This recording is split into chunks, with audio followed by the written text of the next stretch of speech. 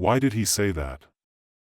He was like, yo, if you check out the first 80 chapters of Dream of the Red Chamber, you'll see all these clues and foreshadowings, right? It's got this huge, complex structure. How's it all gonna wrap up? I'm telling you, even Chao Shuoqin himself couldn't wrap it up, he couldn't finish it. And you know what? When you really think about it, it totally makes sense, man. When we read those first 80 chapters, we get those vibes. So many hints, so much suspense. The tangled relationships between the characters, where's it all gonna lead? You can't even picture it.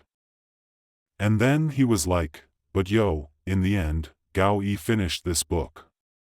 And no matter how many flaws there are, we got to read the whole Dream of the Red Chamber. That's a major accomplishment, man.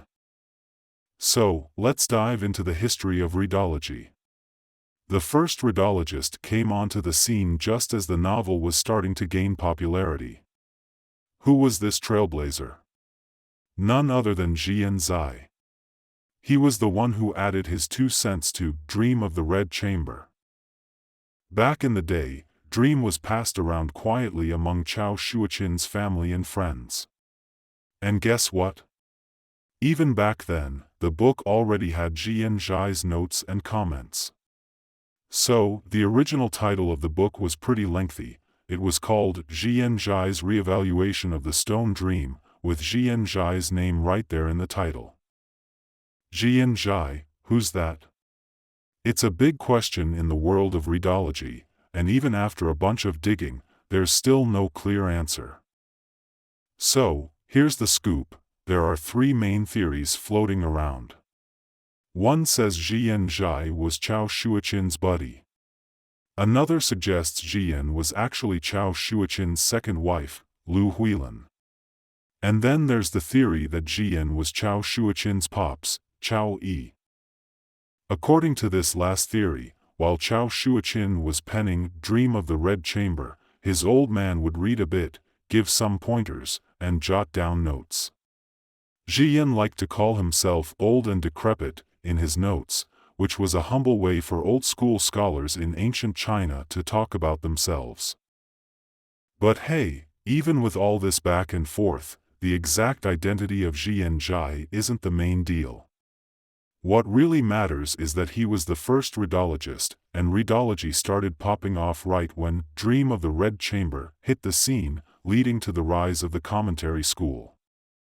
The commentary school's discussions about Dream of the Red Chamber aren't just about analyzing the text or finding hidden meanings. It's more about reading a section, sharing your own thoughts, and uncovering things that aren't explicitly stated in the book, right? The commentary school is all about this kind of interpretation, and they've made some pretty significant achievements.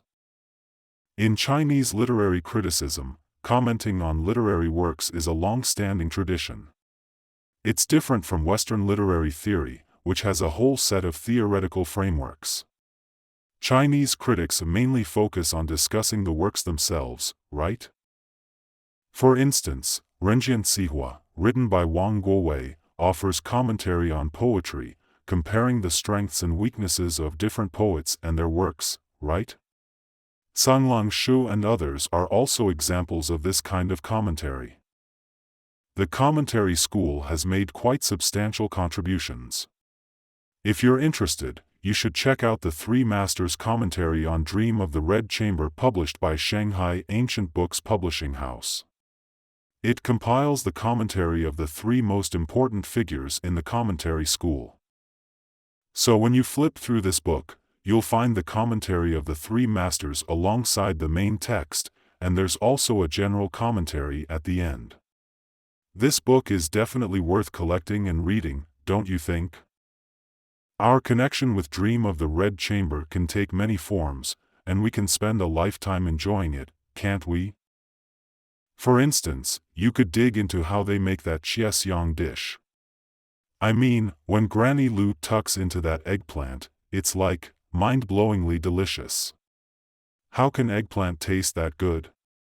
If it's that tasty, I'd give up growing anything else and just grow eggplants. Then Wang Shifeng spills the beans on how they make chiesiang, the whole process, and Granny Lu is like, wait, you need that many chickens just for one eggplant dish? It's fascinating to delve into how it's made. You could also geek out on the poetry and literary stuff in Dream, and there are folks who are totally into that. Sure, there's this guy Wang Guowei who wrote a critical review of The Dream of the Red Chamber. But he's kind of a maverick, not fitting into the usual literary or historical studies of The Dream of the Red Chamber. He's more into the philosophical side of things. Wang Guowei's take on Dream is all about the ideas of this German philosopher, Arthur Schopenhauer. Schopenhauer also dabbled in Buddhism, so you can see some Buddhist influences in his philosophy. Wang Guowei was a big fan of Schopenhauer and used his ideas to analyze Dream. It's the only time I've seen someone take a philosophical approach to the book. So, Wang Guowei doesn't really fit into the traditional or modern Redology camps, but his work is pretty important, so I've included it here. The book is called A Critical Review of the Dream of the Red Chamber, and it came out in 1904.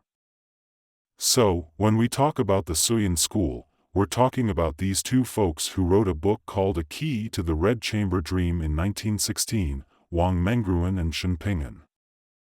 This Suoyin thing is all about discovering analogies from the first chapter right up to the 120th chapter, exposing palace secrets chapter by chapter, which is pretty darn fascinating. Even though we don't really approve of snooping into the palace's secrets, it's still pretty interesting to see how they went about it. Alright, so Cai Yuanpei was the one who did the Suoyin of Dream of the Red Chamber. Who is Cai Yuanpei, you ask? Well, let's see how he fits into the world of Dream. Let's check out what Mr. Lu Xun had to say. In his Selected Essays of Lu Xun, there's a part where he's like, as for who the author and the sequel are, let's not get into that right now. It's still up for debate, you know? But what about this Mengzhai thing? What's that all about? It's all about the main theme or idea of Dream. That's what Mingyi means. The thing about the novel's theme is that it changes depending on who's looking at it. Confucian scholars see the Book of Changes, Taoist scholars see some scandalous stuff, literati see romance, and revolutionaries see rebellion. And who's this revolutionary?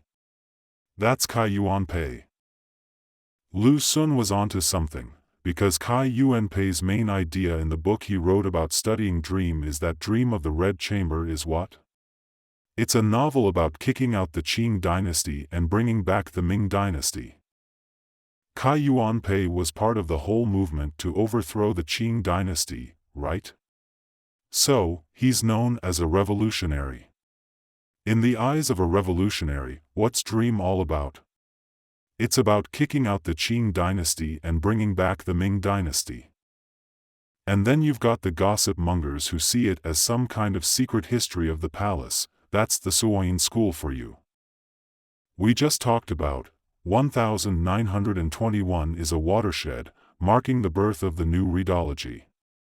The new Redology is the textual research of the Red Chamber, with three important figures, Hu Shi, Yu Pingbo, and Zhou Ruchang. In 1953, Zhou Ruchang published new evidence of the Red Chamber Dream, which quickly spread to Hong Kong, Taiwan, and the United States outside the mainland. Then, Mr. Hu Shi in the United States read this book and was very excited. Another great textual researcher has emerged. He did what Yu Pingbo had not been able to do, so Zhou Ruchang's status was very high, right? Now we also know that he is an expert on Dream. But things later changed.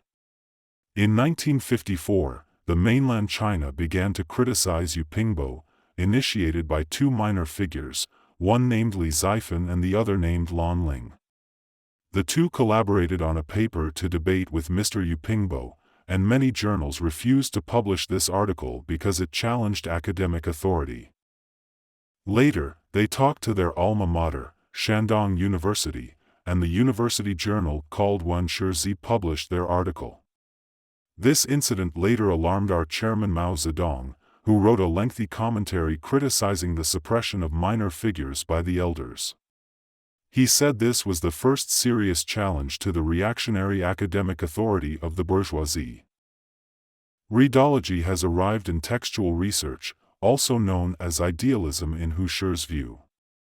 When he saw the articles of the two young people, he was very happy and wrote a severe criticism. So, the third stage of mainland China came. The third stage of Redology is called class analysis Redology.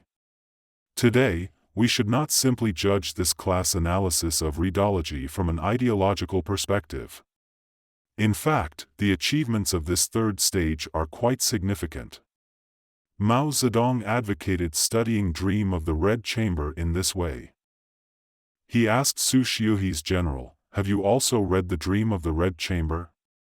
Su Shiyu replied that following the chairman's teachings, "I have read it once." How can once be enough? You need to read it 5 times to have the right to speak. The real meanings are hidden, but executed through Jia Yukan. So there are 2 characters, one called Zhen and the other called Jia Yutsuan. Political struggles do not appear as such. The matters of love are a cover, used to conceal political struggles. What is meant by matters of love? Love affairs. In Dream of the Red Chamber, all the talk about love is a cover. What is it used to conceal? Political struggles.